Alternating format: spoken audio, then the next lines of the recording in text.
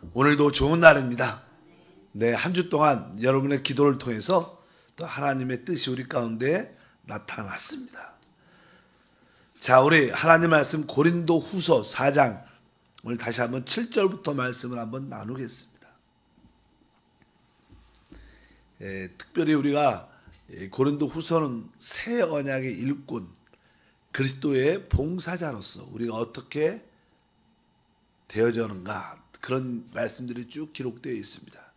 이 하나님의 새 언약의 봉사자로서 우리에게는 새 언약의 일꾼에 합당한 어떠한 변화를 가져야 됩니다. 즉 하나님의 봉사자로 재조성돼야 된다. 우리가 재조성될 때만이 하나님의 일꾼으로 쓰임받게 되는데, 어떤 과정을 통해서 우리가 하나님의 일꾼으로 세워지는가, 그것이 오늘 고린도 후서 4장 7절부터 말씀에 쭉 기록되어 있습니다. 실제로 우리는 주 예수를 믿고 거듭났습니다. 거듭난 거로만 해서 봉사자가 될 수 있지 않습니다. 일단은 거듭남은 탄생, 태어남의 시작이고, 이제 우리는 재조성돼야 되는데, 그러기 위해서는 우리는 이제 하나님 안에서 구원받은 후에 여러 가지 상황을 통해서 조정되고 또 이제 정비되고, 그 다음에 재조성되는 그런 과정을 겪게 될 것이다. 그것을 변화라고 말하죠. 이 변화를 우리가 체험해야 되는데 어떻게 우리가 변화될 수 있는가? 그래서 하나님은 우리의 모든 환경을 통해서 우리를 이렇게 깨뜨리시고 우리를 부서뜨림으로 말미암아 우리를 재조성하고 하나님의 봉사자로 만들어가는 줄 믿습니다. 구약에 보면, 구약이 아니라 신약에서 이 하나님의 이 우리를 재조성하는 가장 합당한 하나님의 역사는 성령입니다. 성령께서 우리 안에 오셔서 우리에게 어떤 능력적인 면을 많이 보여도 주시지만, 실제로 성령은 우리 안에 오셔서 우리를 깨트리시고 우리를 변화시키는 일에 주된 역사를 가지고 있습니다. 그래서 구약에서 이 성령의 역사를 내표하는 말씀이 기록되어 있는데, 그것을 관유라고 말합니다. 관유. 그래서 관유를 이제 어떤 제사장이나 어떤 왕이 세워질 때, 혹은 이 하나님께 드려지는 모든 이 기구들, 예배드리는 기구들에게 또 관유를 붓기도 하고, 또 이제 선자에게도 관유를 붓기도 합니다. 근데 이 관유를 만들 때 죄송합니다. 관유를 만들 때 가장 기본적인 요소가 감람기름입니다. 감람기름. 감람나무에서 나오는 감람기름인데, 감람기름으로만 그것을 관유를 만드는 게 아니라 거기다가 4가지 어떤 요소가 있어요.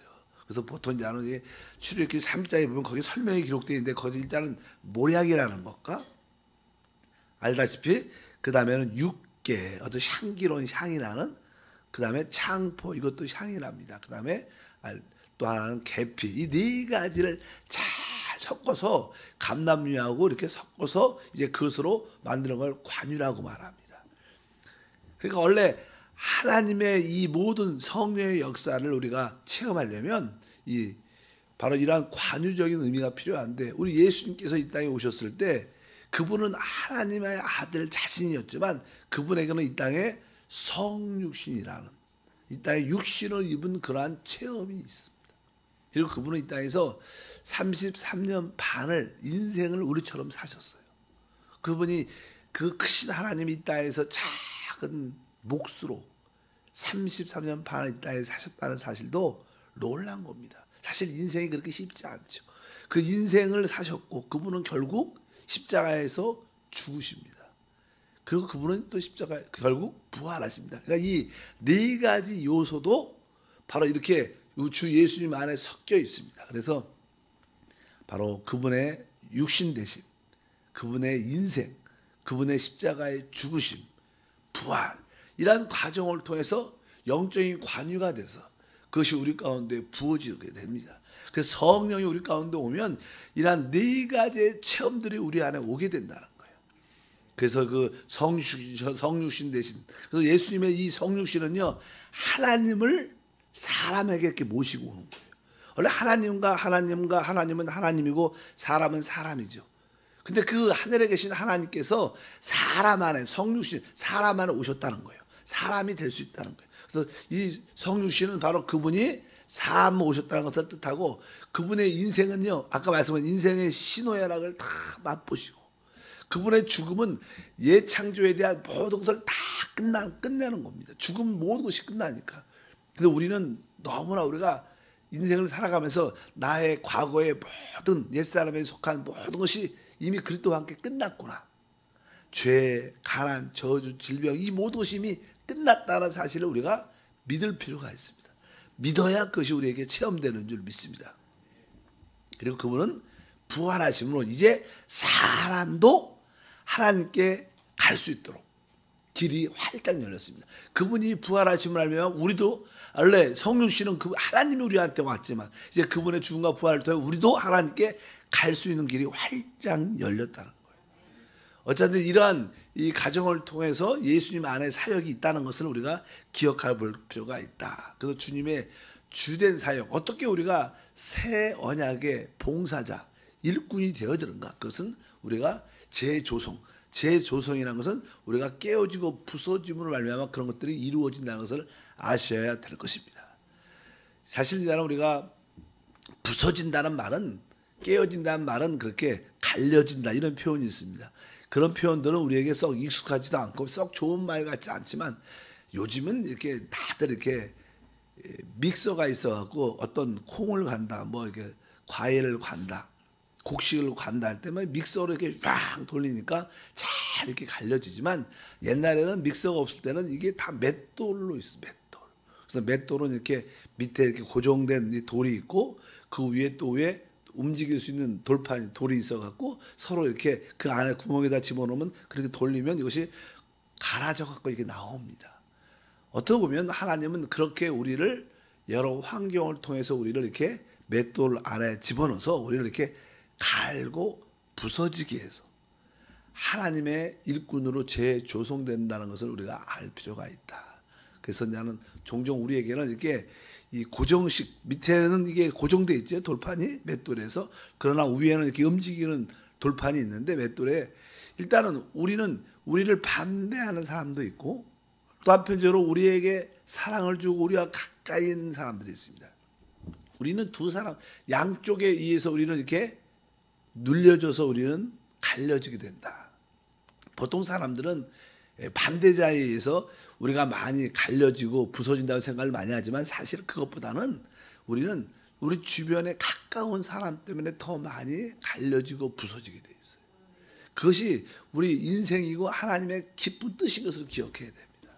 그래서 여러분들을 가장 많이 변화시키고 여러분을 가장 많이 아프게 하고 여러분을 같이 부서뜨려지고 이렇게 곱게 만드는 것은 사실 여러분의 가족들 또 같이 교회에서 봉사하는 가장 가까운 사람들입니다. 반대자들의 그 반대는 기초만 되지 그것은 우리를 세밀하게 가리지 않습니다. 그러나 바로 우리 주변에 가까운 사랑하는 사람들이 우리 주변에서 우리를 더 많이 아프게 하고 또 사랑하니까 그런 아픔도 강도 있게 느끼게 됐죠. 일단은 그런 과정을 통해서 하나님이 우리를 부서뜨린다는 것을 우리가 기억해야 될 것이다. 7절 같은 경우에 보면 이렇게 써 있습니다. 우리가 이 보배를 질그릇에 가졌으니 이는 심히 큰 능력은 하나님께 있고 우리에게 있지 아니함을 알게 하려 합니다. 여기 보니까 이제 우리가 이 보배를 질그릇 우리는 다 질그릇인데 우리는 큰 보배를 가졌는데 그 그리스도죠. 이는 무엇이냐 하니까 이는 심히 큰 능력.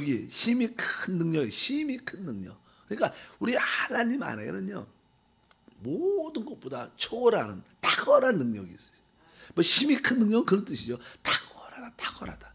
그분에게는 탁월한 능력이 있는데 그것이 우리에게 속한 것이 아니라 우리 안에 보배로 오신 그리스도를 통해서 나타난 것이다. 아마 바울은 바로 내가 가지고 있는 능력은 아무것도 아니다. 나는 원래 질그릇이고 나는 그런 능력을 갖고 있지 않다.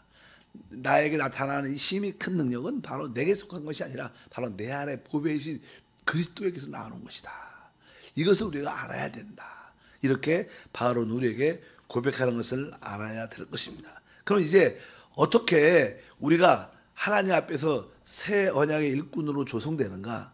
그래서 이제 우리에게는 많은 고난과 환난에 대한 그 말씀이 쭉 기록되어 있습니다.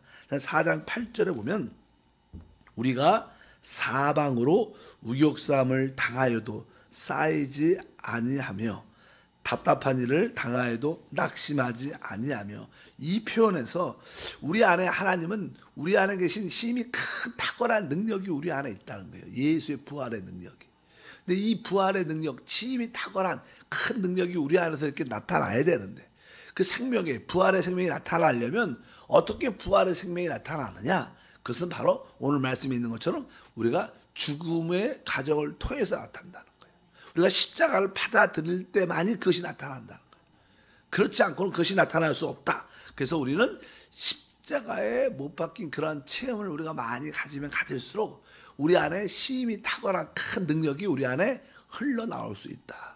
하나님의 목적은 그것입니다. 여러분 안에 힘이 큰 능력, 탁월한 능력인 그리스도가 계십니다. 이 그분이 우리 안에서 흘러나오고 나타나고 생명으로 역사되는데, 어떻게 우리가 십자가에 못 박힌 생활을 할 때만이 나타날 수 있다는 거예요.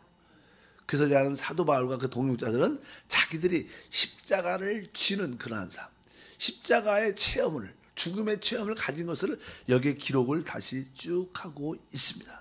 우리 주 예수님은 이 땅에서 사는 동안에 항상 이 십자가를 짊어진 생활, 항상 죽음 안에서 사는 삶을 살았기 때문에 그분에게 부활의 생명이 나타난 줄 믿습니다. 8절 다시 한번 앞에 보면 우리가 사방으로 우격삼을 당하여도 쌓이지 아니하며, 사방으로 우격삼을 당하다, 우격삼이라는 것은 나는 괴로움을 당한다는 거죠. 괴로움을, 아주 무척 괴로움을 당할지라도 쌓이지 않는다. 그렇게 우리가 고통과 괴로움을 당해도 우리는 그런 거에 제한받거나 눌려있지 않게 된다는 거예요. 우리에게 그런 일들이 많죠. 어쩐지 우리에게 우격삼, 많은 괴로움을 당합니다. 그러나 우리는 거기에 눌리거나 속박되지 않고 제한받지 않고 그것을 이길 수 있는 그런 힘이 있다. 뒤에 보니까 답답한 일을 당하여도 낙심하지 아니한다. 답답한 일, 우리가 아우 답답해. 그것은 어떤 문제가 있는데 답답해. 이것은 뭐야? 이것을 설명할 어떤 길들이 없다는 거예요. 모든 것이 막혔기 때문에 답답하게 느끼는 겁니다. 여기에 뭐 답답하다는 뜻은 이게 당혹스러운 일을 당해요. 그러니까 어떤 큰 변화 안에 예상치 못한 큰 일을 당했는데 여기에 해답이 없는 거, 답이 없는 거예요. 그럴 때 사람들은 낙심하고 실망하게 되는데, 우리에게 혹시 당혹한 일, 또 답답한 일이 있을지라도 우리는 결코 포기하지 않고, 답이 없다, 포기하지 않는다는 거예요. 결국 우리는 예수 안에 그 모든 답이 있다는 거예요. 답답한 일을 당해도 끝이 답이 보이지 않아도 항상 우리는 믿음 안에서 답이 있는 것을 깨달아야 됩니다. 낙심하지 않는 우리 모두가 될 줄 믿습니다. 여러분 지금도 종종 나는 우리 직장 때문에, 또 물질 때문에, 또 건강 때문에, 애들 때문에 너무 답답했고 길이 안 보여. 뭐 지금 계속 수능 발표가 이루어지는데 자녀들이 이렇게 혹시 대학을 붙지 못해 갖고 다 떨어질 수도 있잖아요. 아무도 갈 데가 없고 그럴 때 답답해. 이거 어떻게 해결해야 되지? 그래도 우리는 낙심하지 말아야 됩니다. 왜? 하나님 안에는 결국 길이 있어요. 그러니까 그 길을 볼 수 있는 지혜가 있어야지. 포기하거나 낙심하지 말아야 된다. 그런 뜻으로 말해서 답답한 일을 당하여도 낙심하지 아니한다. 그 다음에 박해를, 9절에 박해를 받아도 버림받지 않는다. 박해, 핍박을 받아도, 핍박이라는 것은 계속 우리의 원수가, 적이 우리를 계속 쫓아오는 거예요. 그럼 괴롭죠. 우리가 막 도망가고 있는데 계속 쫓아와서 우리를 죽이려고 계속 핍박과 박해가 돼도, 그러니까 버림받지 않는다. 우리에게 길이 없는 것 같지만 결국 하나님께서 우리를 지켜주실 것이다. 우리가 어떠한 박해를 받을지라도 우리는 버림받지 않을 것이다. 9절에 거꾸로 트림을 당하여도 망하지 아니한다. 뭐 거꾸로 트림을 당한다는 것은요, 사람이 이렇게 막 이렇게 때리고 이렇게 엎어치는 거죠. 엎어치죠. 그러면 죽게 되죠. 그렇게 거꾸름을 당하여 죽게 돼도 여기 보니까 결코 우리는 죽지 않는다는 거예요. 남들이 우리를 이렇게 때리고 엎어쳐서 눕혀놓아서 우리를 죽이려고 하지만 사실 그들이 그렇게 행동할지라도 우리는 결코 망하지 않고 결코 죽지 않고 우리 안에 왜? 부활의 생명이 있기 때문인 줄 믿습니다. 이러한 과정들, 아까 몇 가지 말씀드려서 우격삼을 당하여도, 답답한 일을 당하여도, 박해를 받아도, 거꾸로됨을 당하여도 바로 우리 안에는 뭐가? 부활의 생명, 그 생명이 있기 때문에 결국 그 부활의 생명이 이러한 모든 죽음의 환경을 회복시키는, 살리는 역사를 나타내 줄 것이다. 그러면서 4장 10절 읽어보니까 우리가 항상 예수의 죽음을 몸에 짊어짐은 예수의 생명이 또한 우리 몸에 나타나게 하려 하심이라. 항상 여기에 보면 핵심, 왜 우리가 이러한 새 언약의 일꾼으로서 이러한 어려움을 당해야 되는가? 우리의 봉사는 부활의 생명, 예수의 생명이 흘러나는 겁니다. 근데 흘러나는 길이 바로 여기니까 예수의 죽음을 짊어지는 거라는 거. 그 십자가를 기쁨으로 받아들이는 겁니다. 항상 우리 신앙은 역설적이죠. 내가 죽어야 다른 사람이 삽니다. 내가 살면 반드시 다른 사람은 영적으로 죽게 돼 있어요. 다른 사람을 살리지 못합니다. 그래서 우리가 보통 전도할 때도 어떤 복음을 증거할 때도 종종 어떤 사람들과 대화가 되고 논쟁이 될 때가 있어요. 그래서 논쟁으로 논리적으로 우리가 이기면 그 사람을 잃어버립니다. 우리가 어떤 대화 가운데도 내가 지면 그 사람은 얻을 수 있는 기회가 있어요. 우리의 목적은 사람을 얻는 것이지 어떤 논쟁에서 이기는 게 아닙니다. 자기의 이론에서 이기는 게 아니에요. 그것이 중요한 게 아니라 우리의 신앙은 사람을 얻는 거죠. 사람을 살리는 것이 우리의 신앙의 목표인 줄 믿습니다. 어쩌든지 오늘 말에 예수의 죽음을 몸에 짊어짐은 예수의 생명이 또한 우리 몸에 나타나게 하려 하심이라. 바로 예수님도 항상 이 땅에서 십자가의 죽음을, 그분은 십자가에서 죽으셨지만 그분이 죽기 전에 이미 그분은 늘 십자가를 지셨어요. 그렇기 때문에 그분에게 부활의 생명의 능력이 나타난 줄 믿습니다. 십자가의 죽음은 우리에게 부활의 생명을 반드시 가까운다. 우리가 이런 이야기를 너무나 많이 들었어요. 그래도 이것이 우리에게 체험이 되지 않는 거예요. 그러나 우리가 이것을 어떻게 믿어야 돼요. 부활의 생명은 내가 십자가를 짊어질 때만이 나타난다. 내가 십자가 지는 것을, 내가 고난당한 것을, 내가 어려움을 받아들이는 것을 두려워하지 말고. 사람들은 자기 아픈 걸 잘 못 참아요. 남들 아픈 것은 잘 느끼지 못하지만 자기가 아픈 것은 못 참는데 내가 아프고 내가 죽을 때 부활의 생명이 확실히 나타난다. 내가 기쁨으로 우리 가정을 위해서, 가족을 위해서, 교회를 위해서, 하나님을 위해서 내가 죽으리라. 이런 마음의 자세를 가면 우리가 살아나는 역사를 갖게 될 것이다. 오늘 말씀에도 그렇게 기록 10절에 보면 우리가 항상, 여기다 따라할까요? 항상, 우리가 항상 예수의 죽음을 짊어지면, 그러니까 우리가 항상, 언제나, 계속이라는 뜻입니다. 그러니까 하나님은 계속 항상 우리 안에 십자가의 죽음을 체험케 한다는 거. 왜? 예수의 생명이 나타나기 위한. 왜? 하나님 목적은 예수의 생명이 나타나는 거예요. 그러려면 오직 항상 예수의 십자가의 죽음을 받아들이는 것밖에 없다. 그런 뜻으로 여기 기록되어 있습니다. 11절, 우리 살아있는 자가 항상 예수를 위하여 죽음에 넘겨짐은 예수의 생명이 또한 우리 죽을 육체에 나타내게 하려 합니다. 그래서 여기서 항상 예수란, 어떤 성경에 보면 그리스도라는 단어도 많이 나와요. 주님이라는 단어도 많이 나와요. 주 예수도 많이 나옵니다. 주 예수 그리스도라는 말도 나오지만 여기는 특별히 예수란 단어.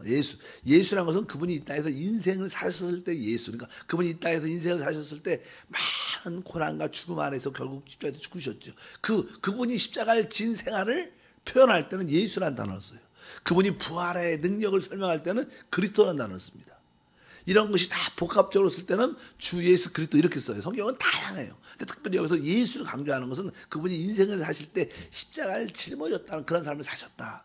그럴 때 예수라는 단어를 쓰는데 여기 보니까 항상 예수를 위하여 죽음에 넘겨짐은, 그래서 예수라는 그런 단어에 대한 이해가 우리가 있을 필요가 있다. 12절, 그런즉 사망은 우리 안에 역사하고 생명은 너희 안에 역사하느니라.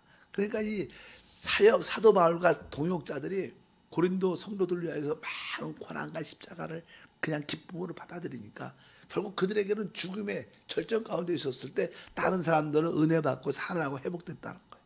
바로 사망은 우리 안에 역사하지만 생명은 너희 안에 역사한다. 우리가 영적으로도 실제적으로도 어머니가 이게 아이를 뱃속에 잉태해서 뭐 9개월 이상 갖고 있다가 이제 출산에 최고 죽음의 고통을 통하고 생명이 태어나는 거예요. 그러니까 어머니에게는 죽음의 십자가에 짊어지지만 그 결과 생명이 새롭게 태어나는 거예요. 생명. 그러니까 항상 그렇게 모든 것이 표현되는 것으로 기억해야 된다. 우리가 사람을 살리고 생명에 태어남은 바로 누군가가 십자가에 죽음이 있어야. 하나는 미랄이 있어야 많은 열매가 맺는 것처럼 그런 역사가 함께한다. 그래서 오늘 우리 교회 봉사자들은 이런 마음의 자세. 사망은 우리 안에 역사하고 생명은 너희 안에서 역사한다. 그러니까 우리 봉사의 모든 자세는 바로 성숙한 사람들, 여러분들이 먼저 기쁨으로 여리고 약한 성도들 회복을 위해서 내가 먼저 죽음을 받아들이고 그러면 그 사람들이 은혜 받고 살아나는 그런 역사가 함께할 줄 믿습니다. 13절 기록된 바 내가 믿었으므로 말하였다는 것 같이 우리가 같은 믿음의 마음을 가졌으니 우리도 믿음으로 또한 말한다. 항상 우리는 여기 보면 믿음의 마음을 가졌다. 이 믿음의 마음 원래 영어에 보면 그냥 믿음의 영이라고 써요. 믿음의 영. 스피릿 오브 페이스 그러니까 믿음의 영이라고 써 있습니다. 항상 우리는 영 안에만이 믿음이 있어요. 우리 생각에는 항상 의심이 있습니다. 여러분 분명히 알아야 돼요. 그래서 이게 항상 그래서 우리 생각 자체를 우리 영 안에 둘 때 우리가 살아있는 믿음을 갖습니다. 우리가 믿음이라는 것은요. 항상 우리 영 안에 있음을 여러분들이 확신해야 돼요. 그래서 항상 영으로 돌이킨다는 것은 여러분들이 믿음으로 산다는 뜻을 또 믿어진다는 뜻을 포함하고 있습니다. 그러나 여러분들이 그냥 영 안에 있지 않고 생각 안에 있으면 생각은 항상 우리에게 의심을 줍니다. 그렇지 하나님 나에게 믿음의 영으로 충만하게 하옵소서. 모든 것을 믿음을 갖고 영으로 돌이키게 도와주시옵소서. 결국 여러분의 생각 자체도 영으로 돌이키는 그럴 때 우리는 살아있는 믿음을 갖게 될 줄 믿습니다. 14절에 주 예수를 다시 살리신 이가 예수와 함께 우리도 다시 살리자 너희와 함께 그 앞에 서게 하실 줄 아노라. 아멘. 이제 우리 주님께서는 이제 우리 하나님께서는 죽은 예수를 살리신 것처럼 이제 그 하나님께서 바로 너희와 함께 우리를 살리사 너희와 함께 쓰게 할 것이다. 이렇게 말씀을 합니다. 보통 우리가 하는 신앙의 믿음에 대한 이야기를 할 때는요. 세상 사람들은 이렇게 예를 들어서 나는 어떤 것을 체험을 합니다. 먼저 체험을 하죠. 그리고 자기가 그 체험을 한 것을 자기가 믿죠. 그리고 이것이 사실이구나. 이렇게 생각을 일반적으로 합니다. 어떤 것을 그냥 믿을 때 어떤 사실 그러나 우리는 먼저 사실을 우리가 알아야 돼요. 그리고 우리가 그것을 믿으면 결국 그것이 우리에게 체험이 됩니다. 영적 믿음의 사람은 그런 겁니다. 항상 사실을 먼저 우리가 알아야 돼요. 사실은 어디에 써 있어요? 사실은 이 성경에 다 기록되어 있어요. 이 창세기부터 계시록 이 모든 말씀 주님이 이루신 모든 사실적인 사건이 여기 있습니다. 사실은 여기 기록되어 있고 우리가 이 사실을 어떻게 믿을 때 이것이 나에게 체험되는 거예요. 세상 사람들은 거꾸로죠. 거꾸로. 세상 사람들은 체험을 한 다음에 믿고 그 사실을 받아들이는 거예요.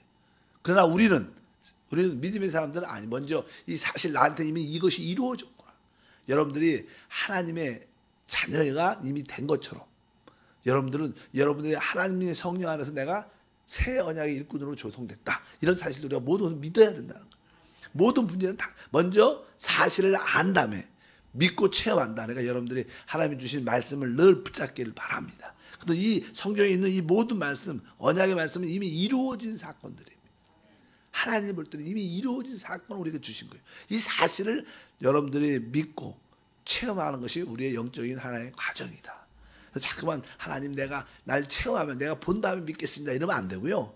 우리는 보지 않는 것을 믿는 사람들이에요. 뭐 봤는데 뭘 믿어요? 믿을 필요도 없지 봤는데. 그러니까 세상 사람들은 본 다음에 믿지만 우리는 먼저 믿고 그러면 보이는 겁니다. 항상 여러분들이 그런 믿음을 갖기를 바랍니다. 15절 이는 모든 것이 너희를 위함이니 많은 사람의 감사를 말미암아 은혜가 더하여 넘쳐서 하나님께 영광을 돌리게 한다. 오늘 말씀의 핵심적인 것은요. 우리가 하나님의 새 언약의 일꾼, 봉사자로 되기 위해서는 또 남들에게 부활의 생명을 흘려내보려고 그들을 살리기 위해서는 우리가 먼저 어떻게 해요? 우리가 깨어지고 부서져야 된다는 거예요. 우리가 깨어지고 부서질 때 우리는 하나님의 일꾼으로 세워지는 거예요.